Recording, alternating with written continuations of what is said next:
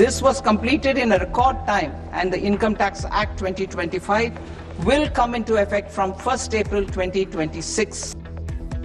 ആദായ നികുതി സ്ലാബുകളിൽ മാറ്റമില്ലാതെ കേന്ദ്ര ബജറ്റ്. ചെറിയ നികുതി വെട്ടിപ്പുകൾക്ക് ശിക്ഷ, പിഴ മാത്രം. വാഹനാപകട നഷ്ടപരിഹാര തുകയ്ക്ക് നികുതിയില്ല. വിദേശത്തേക്ക് പണം അയക്കുന്നതിന് നികുതി കുറയ്ക്കും.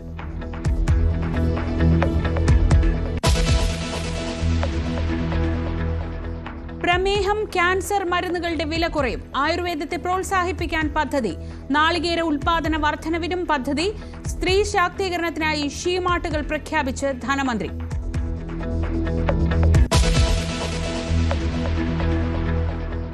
ബജറ്റ് ഭാവിയിലേക്കുള്ള ചുവടുവയ്പ്പെന്ന് പ്രധാനമന്ത്രി. നിർമ്മല സീതാരാമന് പ്രശംസ.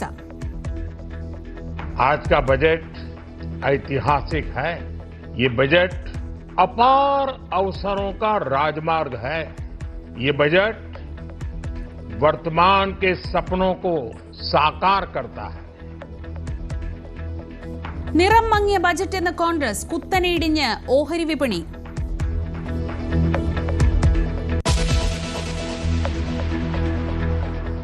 കേരളത്തെ കൈയൊഴിഞ്ഞ് കേന്ദ്ര ബജറ്റ്. അതിവേഗ റെയിൽ ഇടനാഴി പരിഗണിച്ചില്ല. എയിംസ് ഇല്ല. വിഴിഞ്ഞത്തെക്കുറിച്ച് പരാമർശം പോലുമില്ല. കടലാമ പരിചരണത്തിന് പ്രത്യേക കേന്ദ്രം. പ്രതിഷേധിച്ച് എംപിമാർ.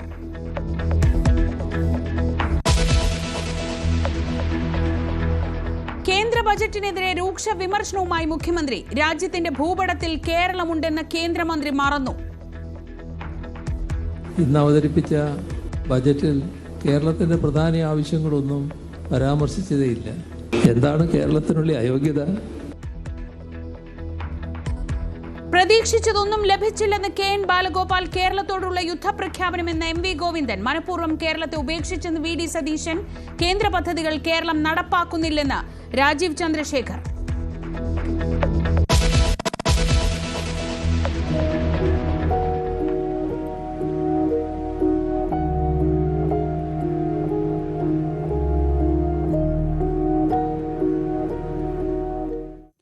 സി.ജെ. റോയ്ക്ക് യാത്രാമൊഴി. മൃതദേഹം ബംഗളൂരു കൽക്കരയിലെ ലക്ഷറി റിസോർട്ടിൽ സംസ്കരിച്ചു. അന്ത്യാഞ്ജലി അർപ്പിച്ച പ്രമുഖർ. ആദായ നികുതി വകുപ്പ് ഉദ്യോഗസ്ഥരെ ചോദ്യം ചെയ്ത് അന്വേഷണ സംഘം.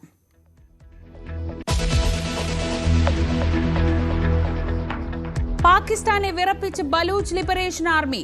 ISI കേന്ദ്രങ്ങൾ അടക്കം ആക്രമിച്ചു. 84 പേർ കൊല്ലപ്പെട്ടു.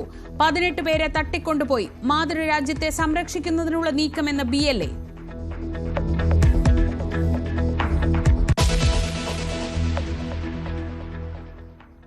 കൊച്ചിയെ ആവേശത്തിലാക്കി ന്യൂസ് 18 നെറ്റ്വർക്ക് റൺ മാരത്തോൺ. 3500-ലേറെ പേർ പങ്കെടുത്തു.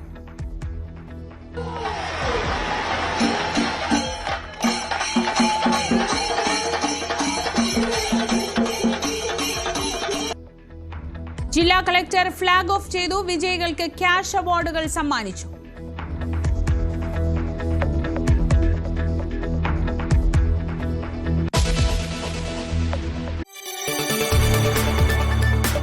കൂടുതൽ വാർത്തകൾക്ക് news 18 Keralam YouTube channel subscribe ചെയ്യുക.